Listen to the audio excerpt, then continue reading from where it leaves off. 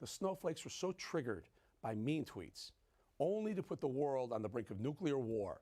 Was it so bad to have an energy-independent America whose borders were secure, whose gas was at $2 a gallon? I guess peace just isn't expensive or desperate enough for y'all. And what exactly is Joe Biden doing to reduce the chances of nuclear Armageddon?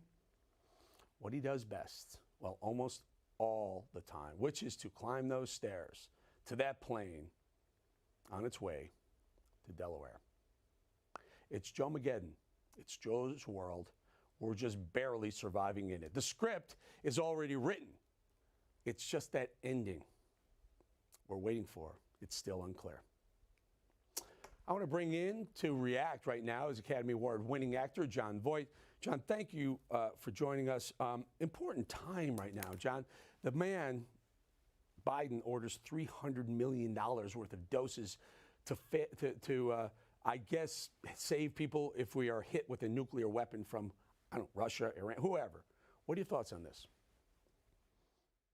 Well, I didn't expect to have such a question or such a build-up to my appearing with you, but of course, what you're saying is it's quite clear that we're in a lot of trouble across the world, and we have thankfully an election coming up, and hopefully we can energize our masses of folks who understand, who are sane enough to understand what's going on, to get to the ballot box and try to try to change the course at where we're going. Yeah. Hey, Jon. Jon, allow me just, and I didn't mean to throw a question at you like that because it's a heavy question. You know, it is. We might be facing nuclear. It's okay. Armageddon. Look, what you're saying, I listened to the whole thing. I was sitting here listening to the entire thing, and certainly it's a very meaningful monologue that you've put forth, and very, very scary, and none of this would have happened had we had Donald Trump as our president. Of course, we know that, and it seems quite amazing that we could go so far off track, and yet many of us, I think yourself included, predicted exactly what's going on. Although I didn't know, I don't think anybody thought that it would happen this quickly or this badly. You know, Jon. But anyway, we have an election coming up.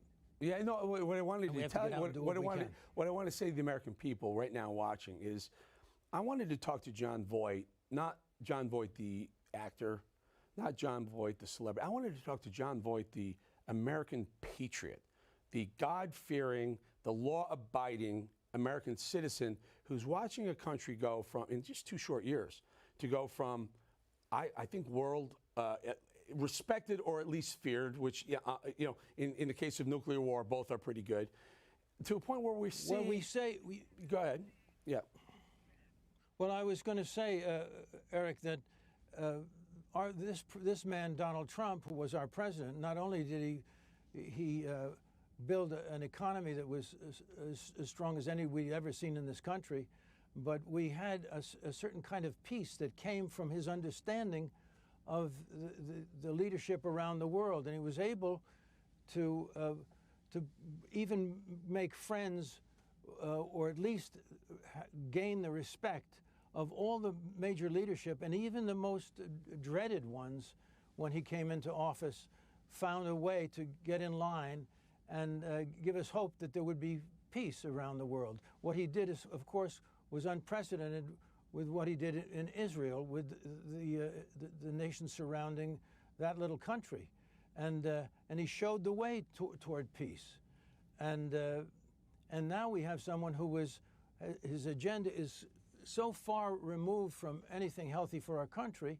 and it's quite disturbing. And as you're talking about Third World War. Yes, you're not off. So what we have to do is we have to find ways to reconstitute our country's values and our position in the world, and our leadership certainly has to change. You think about this 5 years ago. If someone said, a few years down the road, there's going to be a global pandemic that'll kill 7, 8 million people. More than 1 million Americans will be dead. You'll be locked in your home. You won't go to school. You won't be able to go to work. They'll make you wear masks. You have to do all these things. You'll have men who want to compete against women, allowed to swim in swimming pools and compete against women, using different bathrooms. You have little kids being exposed to, sexual dances because some trans groups want to expose their children. If you said 5 years ago this would be what we'd be looking at, you'd say, you're out of your mind. So when I say something like, I don't know, Biden just bought $300 million worth of nuclear vaccine to help us survive nuclear fallout, I don't know, it doesn't even sound that crazy anymore. Oh, I'm telling you, we're in a lot of trouble. But there's hope. We have to look for the signs of hope. We've just had a prime minister elected in Italy named